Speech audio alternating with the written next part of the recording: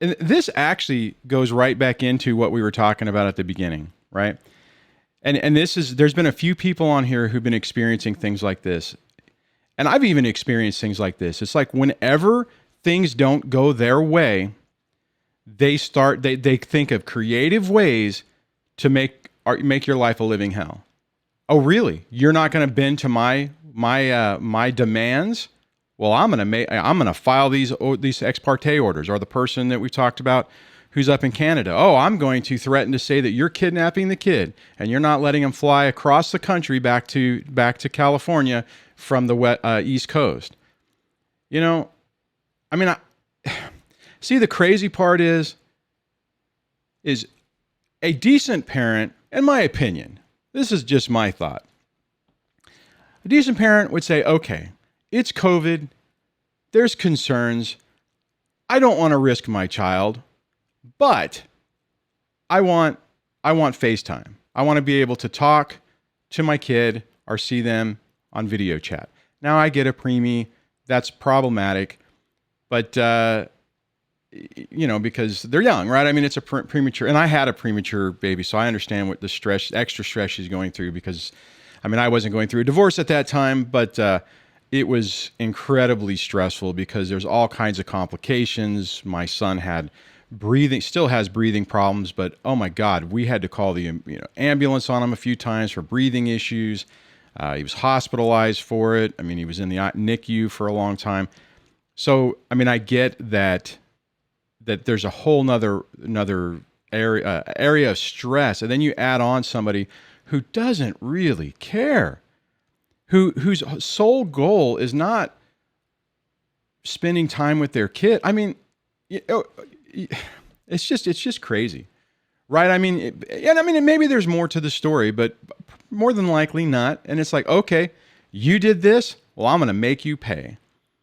I'm going to strip you of custody. I'm going to tell everyone that you lost custody. This must be something really wrong with you.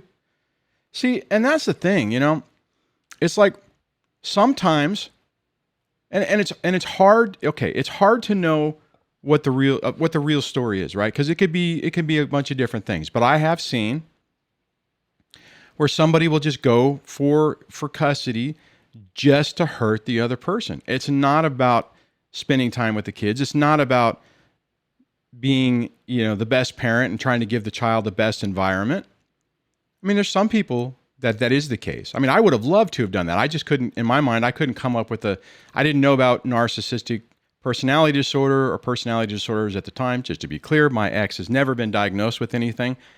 But had I known, I would have pushed some extra stuff and tried some different things. But in my situation, I'm like, well, how can I make an argument that a stay-at-home mom shouldn't have full custody or shouldn't have 50-50? To me, it was like, it doesn't even make sense.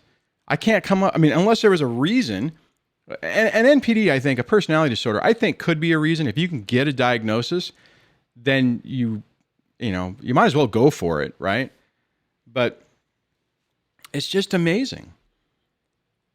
Talking about best interest of the kids, I remember a time where my son had he's got cerebral palsy and he wasn't able to walk. So the school was calling saying, hey, he's not able to walk. We're having to put him in a wheelchair. He's in pain.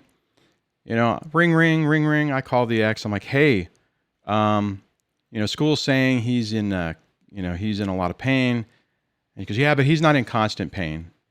I'm like, okay, whatever. So I call the pediatrician and they're like, yeah, we can get him in. We can get him in at 3 today. We got an appointment. Yeah, he needs to get in. Let's call her back. And I'm like, hey, got an appointment for him, 3:00. Do you want to take him or I'll take time off? I'll take him. And the response was, he has a hair appointment. You can take him tomorrow. I lost my mind.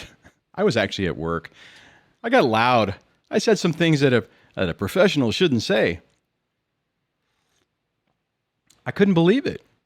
I'm like, are you kidding me? And the crazy part is the next day we were supposed to have our 4-way attorney meeting. And I'm like, I got an appointment with his pediatrician.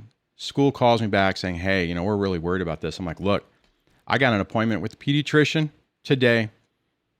Mom won't take him, says he's not in constant pain. So, it's not a problem. What ended up happening is a few, hour or so later, or not that much longer ago, but the school called and said, hey, he's in constant pain now. So I get a voicemail saying, well, he's now in constant pain and I'm taking him to urgent care. Didn't even take him to his pediatrician appointment. I'm laughing now. It wasn't funny then. But see, that's just it. It's like, oh, you don't tell me what to do. It's like not even thinking about what's in the best interest of the kid. It's what's in the best interest of me, or in the situation, her.